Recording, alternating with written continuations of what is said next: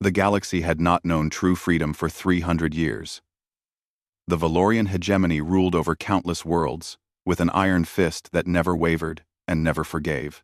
Their warships hung in orbit above every conquered planet like dark clouds that promised only storms. The Valorians believed in one simple truth: peace came only through absolute control.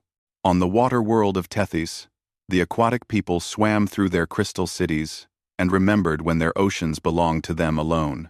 Now, hegemony collectors took their youth for work crews on distant mining colonies. The Tethians were master shipbuilders once, but the hegemony had destroyed their orbital yards decades ago. All that remained were small transport vessels, barely capable of leaving their own atmosphere. The Krell hive planets told a similar story. These insect-like beings thought as one mind across billions of individual bodies. They had built massive bioships that grew like living organisms, vessels that could repair themselves and adapt to any threat. The hegemony had hunted down every one of these ships and burned them in the void of space. Now the Krell worked in factories, producing hegemony weapons and armor, their collective intelligence bent to serve their masters. The crystalline luminari had watched their beautiful lattice cities shatter under hegemony bombardment when they first refused to submit. They were beings of light and silicon, artists and philosophers who had never wanted war. The hegemony taught them that philosophy meant nothing against plasma cannons. The survivors learned to mine their own crystal caves, extracting rare elements for hegemony computers, while their elders whispered about the old days in frequencies too high for their guards to hear. 40 different species shared similar tales. Some had fought the hegemony and lost. Others had surrendered without firing a shot. The result was always the same. Every world paid tribute in resources, labor, and technology. Every world surrendered their weapons. Every world lived under the watching eyes of hegemony, monitoring stations that could call down orbital strikes at the first sign of rebellion. The hegemony prefects ruled each sector with absolute authority. They answered only to the High Command on Valoria Prime, the fortress capital, at the center of the empire. The prefects were chosen for their ruthlessness and their loyalty. They believed the hegemony brought order to a chaotic galaxy, and they would burn entire worlds to maintain that order. Earth had joined this grim family only 50 years ago. Human ships had barely reached their own neighboring planets when the hegemony arrived. The aliens studied humanity's radio broadcasts and internet transmissions and dismissed them as primitives. Humans still fought wars among themselves. They had not even united their own world. They would be easy to control. The hegemony fleet appeared in orbit without warning. Their message was simple and clear. Earth would join the tributary worlds program. Humanity would provide resources and scientific knowledge. They would dismantle their military satellites and weapons. They would never build ships capable of faster-than-light travel. In return, the hegemony would allow humans to continue living on their world without interference. Earth's governments argued for 3 days. Then, the hegemony demonstrated their power by vaporizing an uninhabited island in the Pacific Ocean from orbit. The negotiations ended. Humanity signed the tributary agreement. That was 50 years ago. Since then, Earth had lived under hegemony occupation. A fleet of 20 warships circled the planet at all times. Hegemony officers walked through human cities, collecting tribute and enforcing regulations. Humans who studied advanced physics or engineering were taken to work on hegemony projects across the galaxy. Most never returned, but Earth had survived. Humanity adapted, as it always had. The younger generation grew up knowing no other reality. The hegemony became a fact of life, like gravity or weather. Some humans even collaborated willingly, believing the hegemony brought stability and peace. Then Prefect Thane delivered his ultimatum. He stood before the United Earth Council in their chambers in Geneva, his tall frame covered in the black armor of hegemony authority. His species had gray skin and eyes like dark oil. He spoke through a translation device that made his words sound cold and mechanical. Earth's tribute has been deemed insufficient, he announced. Your world has a population of 9 billion. The hegemony requires 4 billion of your people for labor conscription across our industrial sectors. You will prepare registration centers in every major population zone. Selection will begin in 30 standard cycles. The council chamber erupted in shouts of protest. Prefect Thane simply waited for the noise to die down. His hand rested on the control device at his belt, the one that could signal his fleet to begin bombardment protocols. "This is genocide," the Earth Council president said, her voice shaking with barely controlled rage. "You cannot take half our population. We can take all of it if we choose," Thane replied. "This is not a negotiation. It is an order. Comply, or we will implement pacification protocols. Your cities will burn. Your oceans will boil. We will take what we need from whatever remains." He turned and walked out of the chamber. His armored boots echoed on the marble floor. Behind him, the council members sat in stunned silence. They had 30 days to decide how to sacrifice half of humanity, or the hegemony would kill them all. That night, in a secure bunker beneath the Pacific Ocean, a different kind of meeting took place. Military officers and scientists gathered around a holographic display. They had been preparing for this moment for 50 years. Now the time had finally come. "Activate the beacon array," the lead coordinator said quietly. "Send the signal. Let's see if anyone answers our call." The Mariana Station sat 7 miles beneath the ocean surface, hidden in the deepest trench on Earth. No hegemony scanner had ever detected it. The occupiers only monitored activity in space and on the surface. They never imagined humanity would build something in the crushing darkness of the deep ocean. Commander Sarah Chen stood in the central control room and watched the massive machine power up. The beacon array filled a cavern the size of a stadium. Thousands of human engineers had worked in shifts for 50 years to build it. Many had lived their entire adult lives down here in the dark, never seeing sunlight. They had kept the secret perfectly. Not one word had leaked to the hegemony. "All systems are online," the lead technician reported. "We're ready to transmit," Chen nodded. She was 43 years old and had spent the last 20 years coordinating this project. Her black hair was streaked with gray. Her eyes showed the strain of carrying a secret that could save or doom her entire species. "Before we do this," she said to the assembled crew, "I want you all to understand what we're attempting. 50 years ago, when the hegemony arrived, they brought their databases with them.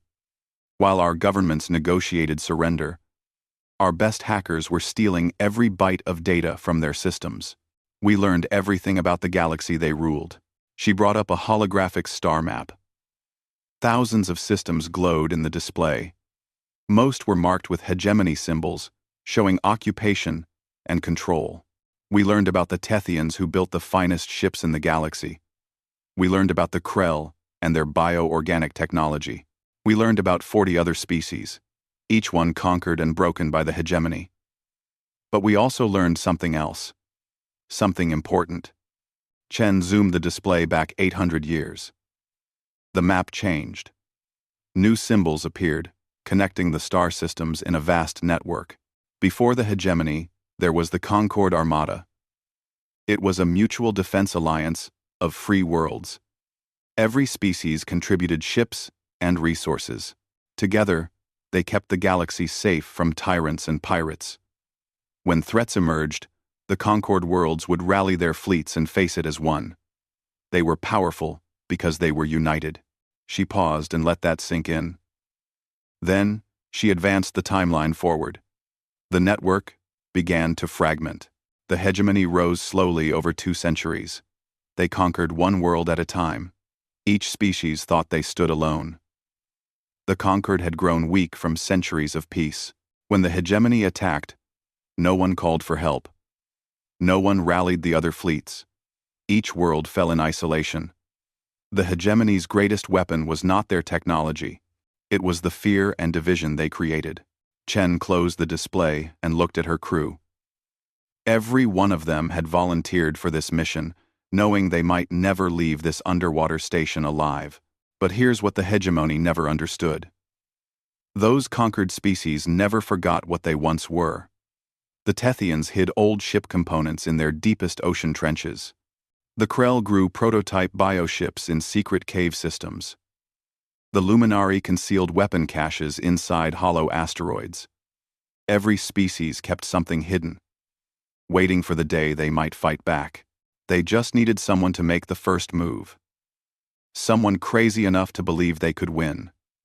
And she smiled grimly. That's us. Earth is that someone. We're going to do what no one has done in 800 years. We're going to invoke the Concord Compact and call the galaxy to arms. A young officer raised his hand. Commander, what if they don't come? What if they're too afraid? What if 50 years wasn't enough time to reach them all? What? Then we die, Chen said simply.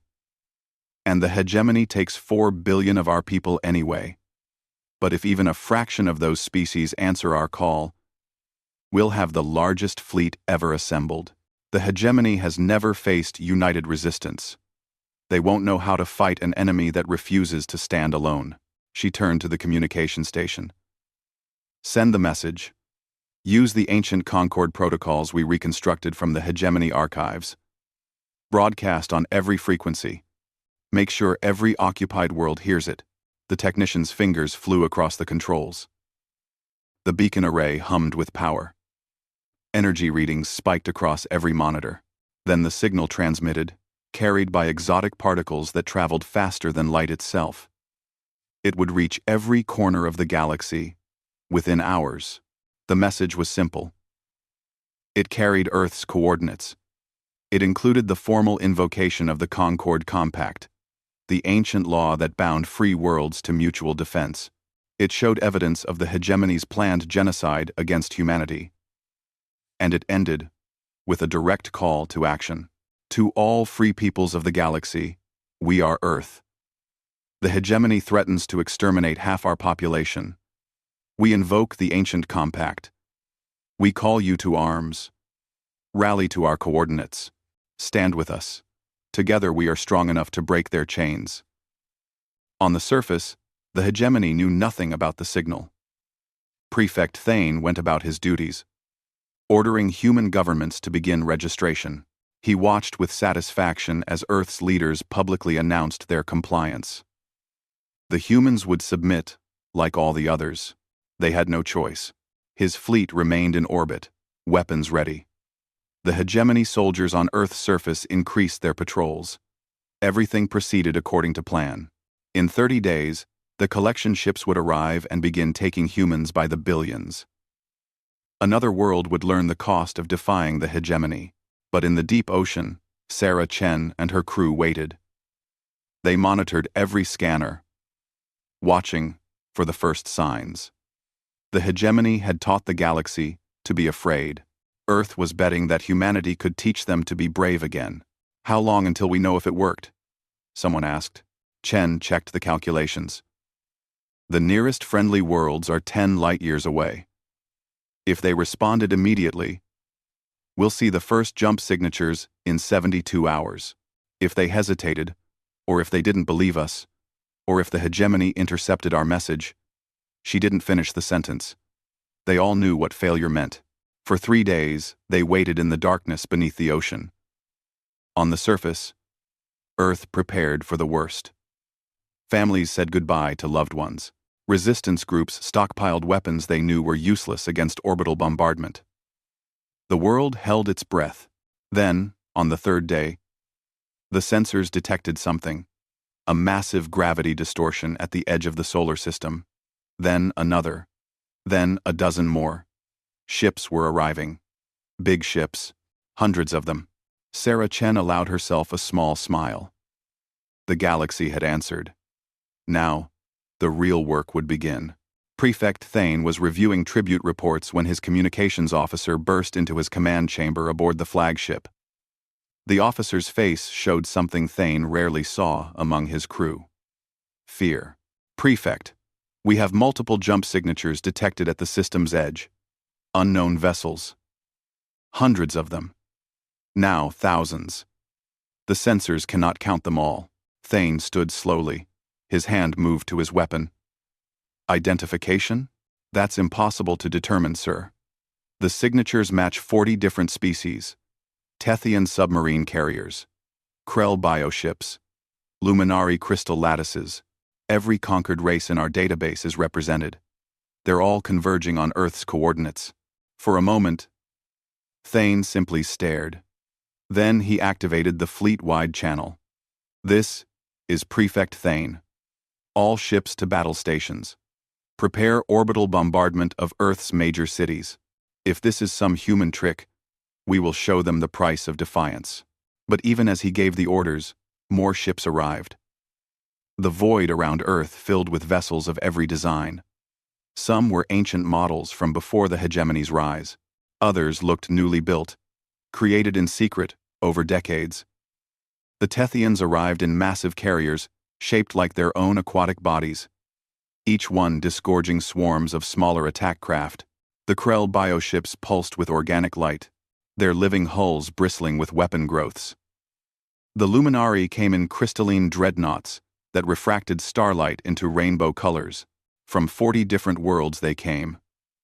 Species that had fought each other in the past now flew in formation.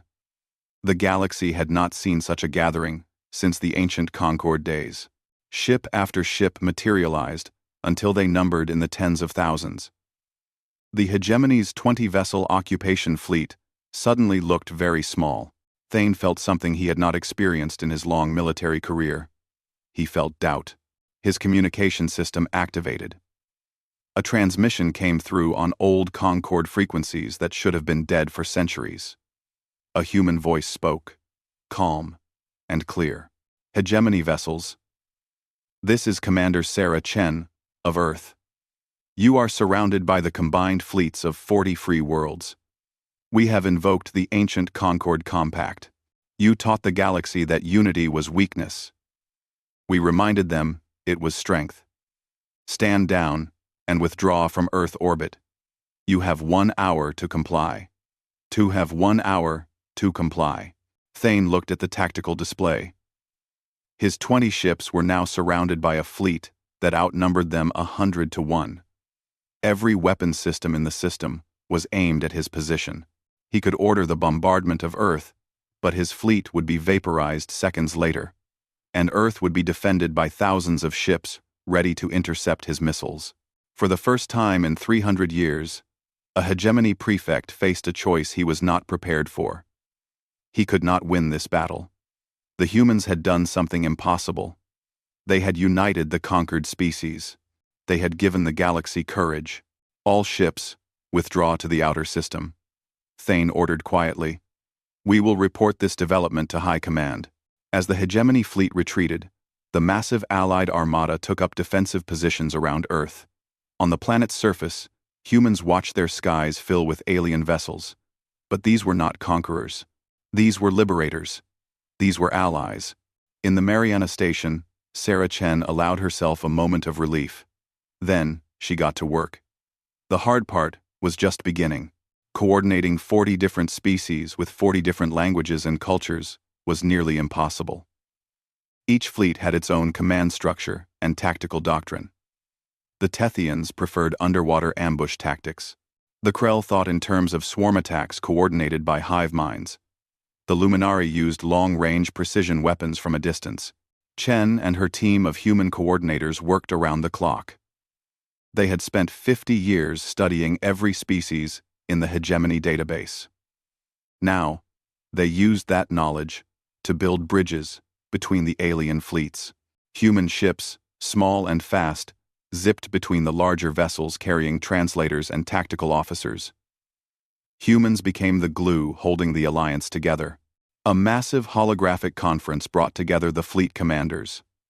Admiral Keth of Tethys was a massive aquatic being who communicated through bioluminescent patterns on her skin. Warmind, 17 of the Krell, appeared as a shimmering projection representing billions of linked insects. Crystal Elder Harmonics of the Luminari manifested as a pillar of singing light. Dozens of other species filled the virtual space, each one a leader of their people's hidden military forces. We have assembled the fleet, Admiral Keth said through her translator. But we have never fought together. How can we coordinate so many different tactics? Chen stepped forward. Her small human form looked insignificant next to the massive aliens, but her voice carried authority. That's where Earth comes in. We're not warriors like you. We don't have powerful weapons or ancient warships. What we have is something different. We have the ability to connect, to translate, to coordinate. She brought up Earth's contribution to the fleet. Thousands of small vessels, each equipped with advanced communication arrays and electronic warfare systems. They looked weak compared to the Tethian carriers or Krell bioships, but their purpose was different. These ships will serve as your communication network. They'll translate between your languages in real time. They'll coordinate your movements. They'll jam hegemony sensors and communications. You provide the strength. We'll provide the unity that makes that strength effective. Warmind 17 pulsed with consideration. The hegemony will not accept this defeat. They will send their core battle fleets. When they do, we will face forces that have conquered worlds for 3 centuries. Can your coordination overcome their experience? I don't know, Chen admitted. But I know this. The hegemony has never faced a united enemy. They've always fought isolated worlds. They've never had to adapt to 40 different tactics being used against them simultaneously. They've never faced an enemy that refuses to be divided. Crystal Elder Harmonic sang a note of agreement. The human speaks truth. We have hidden for too long. We have accepted chains because we believed ourselves alone. Earth has shown us we are not. Whatever comes next, we face it together. The other commanders added their agreement. The alliance was fragile and new, but it was real. For the first time in 300 years, the hegemony faced true opposition. On Valoria Prime, High Command received Prefect Thane's report with disbelief and rage. The conquered species had somehow organized a massive fleet. The humans had coordinated it. Earth had become a symbol of resistance. Orders went out across the hegemony. Recall the core battle fleets. Assemble the armadas. Crush this rebellion before it spreads. Show the galaxy that defiance leads only to destruction. The hegemony was going to war. And this time, they would face an enemy that fought as one. In orbit around Earth, the Allied fleet prepared. They had won the first battle simply by appearing. But everyone knew the real war was just beginning. The hegemony would come with everything they had. The question was whether this fragile alliance could survive the storm. Sarah Chen looked at the star map showing hegemony fleet movements. They had perhaps 2 weeks before the enemy arrived in force. 2 weeks to turn 40 different cultures into one effective military force. 2 weeks to prepare for the largest battle in galactic history. Get me all the fleet commanders, she said. We have work to do. The first real battle came at the Kepler Junction, a strategic crossroads where multiple jump routes intersected. The hegemony could not allow the Allied fleet to control such an important location. They sent 15 battle groups to take it back. The Allied fleet was confident after their victory at Earth. They had numbers on their side.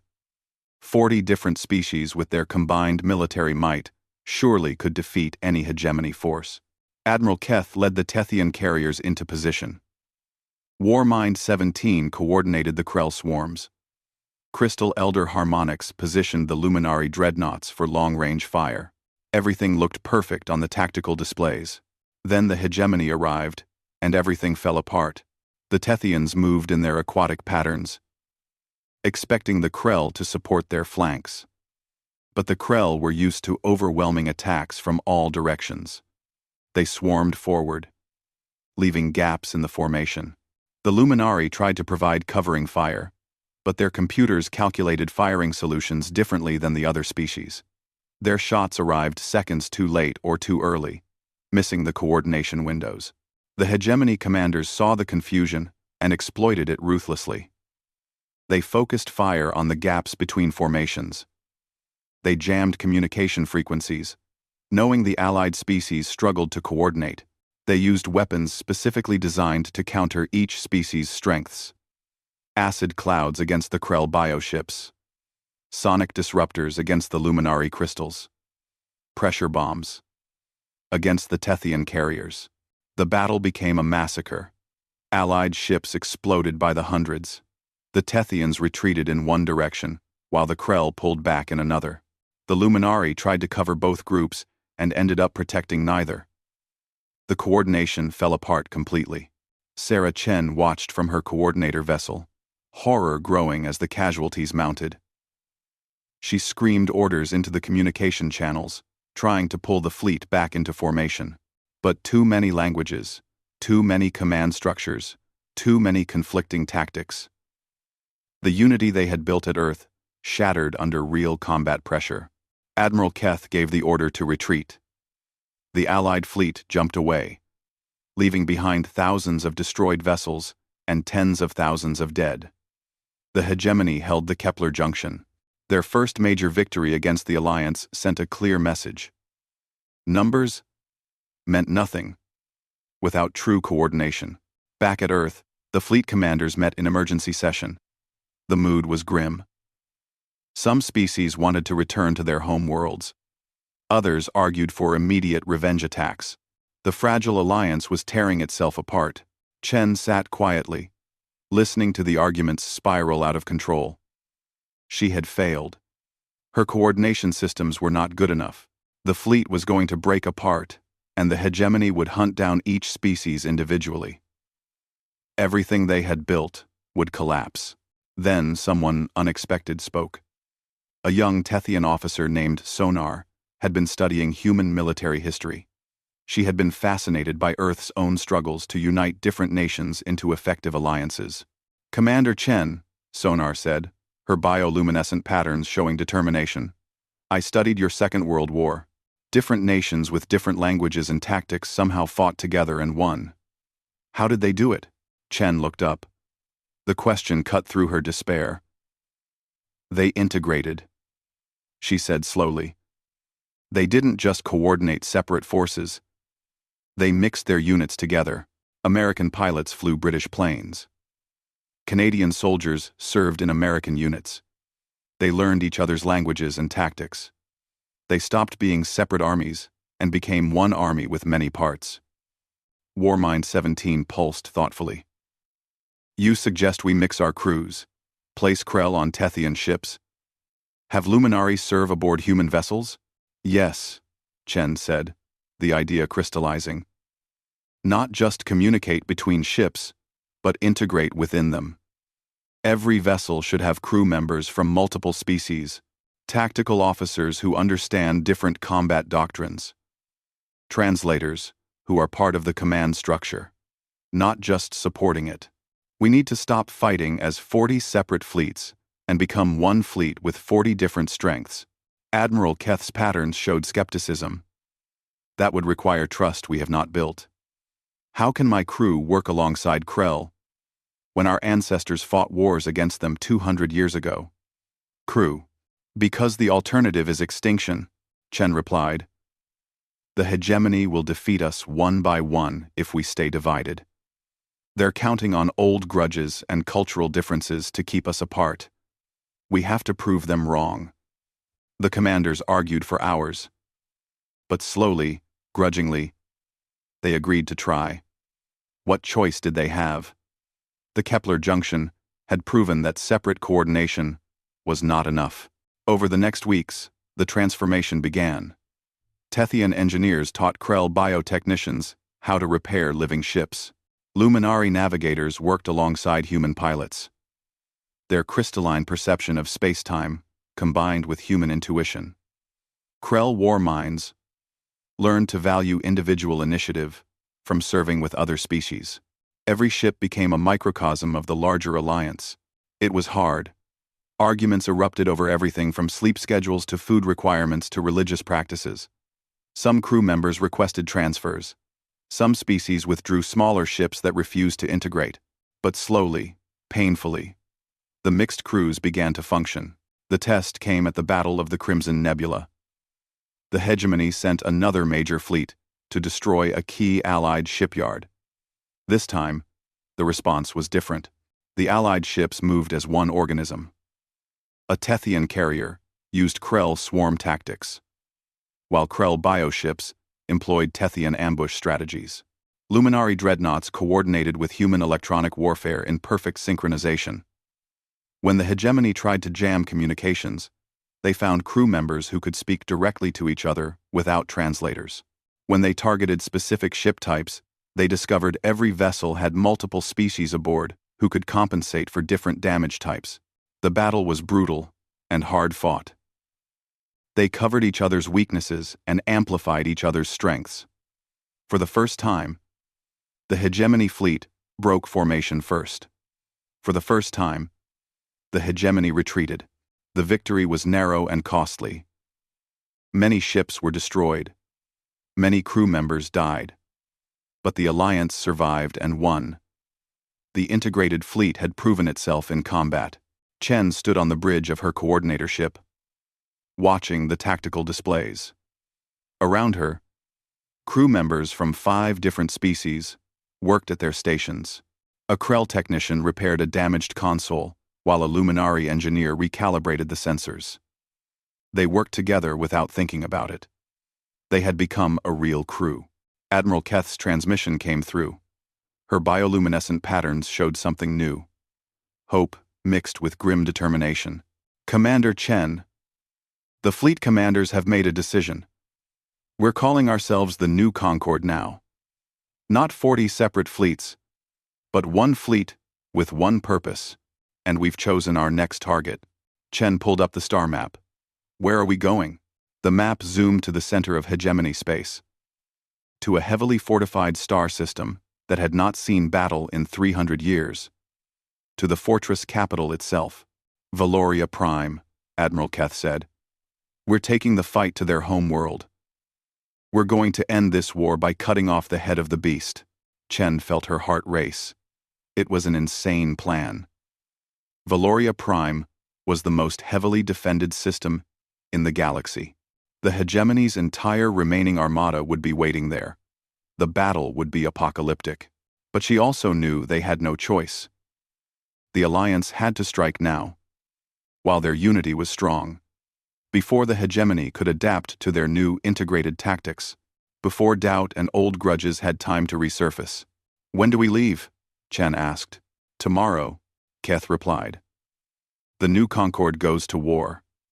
Together, the New Concord fleet emerged from jump space at the edge of the Valoria Prime system and found the entire hegemony armada waiting for them. Every warship the Empire possessed had been recalled to defend their capital. The tactical displays showed so many enemy vessels that the computers struggled to count them all. Over 10,000 hegemony battleships filled the void, arranged in perfect defensive formations around their fortress world. Sarah Chen stood on the bridge of her coordinator ship and felt the weight of what they were about to attempt. This was not just a battle. This was the largest military engagement in galactic history. Every species in the Alliance had committed everything they had. There would be no retreat. They would win here or die trying. All ships report ready, the communication officer announced. Around Chen, crew members from 7 different species worked at their stations. They had trained together for months now. They trusted each other with their lives. Admiral Keth's transmission came through on the fleet-wide channel. Her bioluminescent patterns showed calm determination. Warriors of the New Concord, today we fight not for revenge, but for freedom. The hegemony taught us to fear them. Let us teach them to fear unity. All ships, advance. The massive fleet moved forward as one organism. Tethian carriers and Krell bioships formed the outer shell. Luminari dreadnoughts and other species heavy vessels made up the core. Human coordinator ships wove through the formation, maintaining communication and electronic warfare coverage. It was beautiful and terrible. Thousands of ships moving in perfect synchronization. The hegemony opened fire first. Space lit up with energy beams and missiles. The new Concord fleet's shields flared under the bombardment. Ships began to die immediately, torn apart by focused fire. But the Alliance did not break formation. They had learned their lessons. At Kepler Junction, they held together and advanced. The battle became chaos. Ships from both sides filled every cubic kilometer of space. Explosions bloomed like deadly flowers. The hegemony's defensive formations began to crumble as the integrated New Concord tactics overwhelmed their standard responses. When they focused on Tethian carriers, Krell swarms hit them from unexpected angles. When they targeted the Krell, Luminari long-range fire punished them. Every tactic they tried encountered a counter they had not prepared for. But the hegemony had one final card to play. Deep within Valoria Prime's orbital defenses, a massive structure powered up. Chen's sensors detected it first. Energy readings that made no sense. Power levels that could destroy entire fleets. "They have a superweapon," her tactical officer shouted. "It's some kind of star killer. The energy signature suggests it can ignite a system's sun or create a localized supernova. They're going to use it." Quote, Chen felt ice in her stomach. If the hegemony triggered that weapon, it could wipe out the entire New Concord fleet in seconds. They had pushed the Empire to desperation, and desperate enemies did terrible things. "Target that structure," she ordered. "All coordinator ships, focus your electronic warfare on it. We need to shut it down, or jam its targeting systems." The small human vessels broke formation and accelerated toward the massive weapon platform. They were tiny compared to the battleships around them, but they were fast and equipped with the most advanced hacking systems Earth could build. Chen's ship led the charge. Hegemony fighters swarmed to intercept them. The coordinator ships dodged and weaved, using their superior maneuverability. Some were destroyed, blooming into brief fireballs. But enough got through. They surrounded the weapon platform and began their assault. Chen worked frantically at her station, her fingers flying across holographic controls. She was joined by her crew members. A Krell technician who understood bioorganic systems. A Luminari engineer who could perceive electromagnetic fields directly. A Tethian coder who thought in three-dimensional logic patterns. Together they broke through the weapon's computer defenses faster than any single species could have. "I'm in their targeting system," Chen announced. "But I can't shut it down. The weapon is already charged. It's going to fire in 90 seconds. Can you change the target?" the Krell technician asked. "Redirect it?" Chen's mind raced. The weapon was designed to destroy enemy fleets by turning their own sun against them. But what if she could change what it considered an enemy? The hegemony's centralized command structure meant everything connected to their main military network. If she could trick the weapon into reading that network as hostile, her fingers moved faster. 60 seconds. She rewrote targeting parameters. 45 seconds. She uploaded false identification codes. 30 seconds. She rerouted the weapon's friend or foe systems. "Done," she gasped. "Everyone get clear now." The coordinator ships scattered as the Starkiller fired. The beam of energy was so powerful it seemed to tear reality itself. But instead of targeting the New Concord fleet, it curved and struck Valoria Prime's military installations. The orbital defense platforms that surrounded the capital world. The fleet command centers. The weapons. Factories. The hegemony high command realized too late what had happened. Their own superweapon was destroying their infrastructure. The installations exploded one after another, massive detonations that lit up the planet's orbit. The hegemony fleet suddenly found itself without coordination, without orders, without the command structure that had made them effective. Admiral Keth saw the opening and took it. "All ships. Full assault. Take them while they're in chaos." The New Concord fleet surged forward. The integrated crews worked perfectly, exploiting every advantage. The hegemony ships fought back desperately, but without central coordination they reverted to individual tactics. They became 40 separate responses instead of one unified defense. They became what the Alliance used to be. The battle raged for 6 more hours. It was brutal and costly. Thousands of ships on both sides were destroyed. Millions of crew members died. But slowly, inevitably, the hegemony fleet broke. Individual captains began to surrender or flee. The defensive formations collapsed entirely. By the time Valoria Prime's sun set over the devastated orbital zone, the battle was over. The hegemony armada was shattered. Their capital world lay defenseless. 300 years of tyranny ended in a single day. Sarah Chen's ship was damaged and limping, but she was alive. Around her, the surviving crew members embraced each other, regardless of species. They had done the impossible. They had won. The hegemony government sued for peace within hours. They offered terms of surrender. But for the new Concord, the hardest work was just beginning. What came next? Revenge? Occupation? Genocide of the hegemony species in retaliation for their crimes? The fleet commanders gathered once more. This time they met in person on a new Concord station hastily assembled from modular components. Representatives from every species stood together in a vast hall. Chen addressed them, speaking for Earth but also for the alliance they had built. The hegemony ruled through fear and domination. If we do the same, we become what we fought against. I propose we offer the hegemony worlds something they never offered us. A choice. Join the new Concord as equals, or remain independent but disarmed. No tribute. No slavery. No revenge. Just peace and freedom for everyone. There was argument, of course. Some species wanted justice for their centuries of suffering. But in the end, the Alliance chose the harder path. They chose to be better than their former oppressors. Over the following months, the galaxy transformed. The hegemony worlds were invited to join the new Concord, and most accepted. The few that refused were allowed to keep their independence, though they could never rebuild military forces. A new galactic council formed, with representatives from over 150 species. Earth became the headquarters of the Concord Coordination Service. Humanity's role was not to rule but to facilitate, to translate, to help different species work together.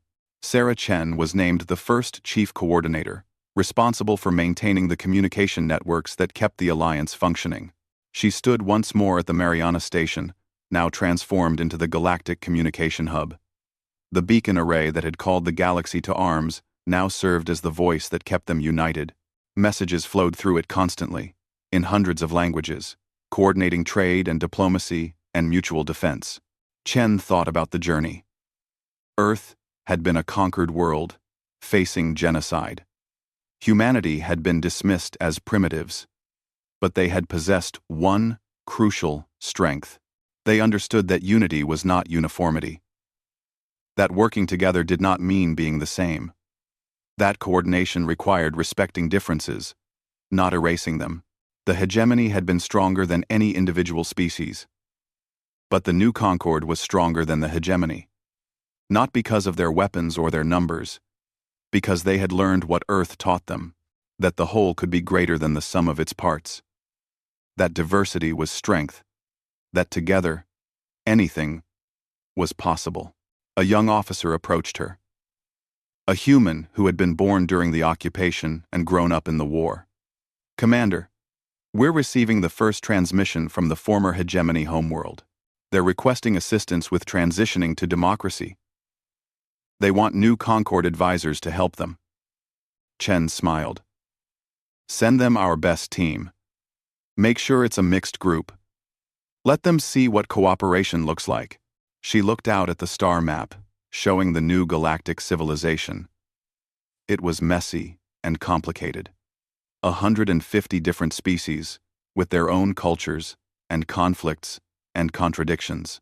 But it was also beautiful. It was free, and it was united. The galaxy had learned its lesson. Never again would they stand alone. Never again would they let tyrants divide them. The age of the hegemony was over. The age of the new Concord had begun,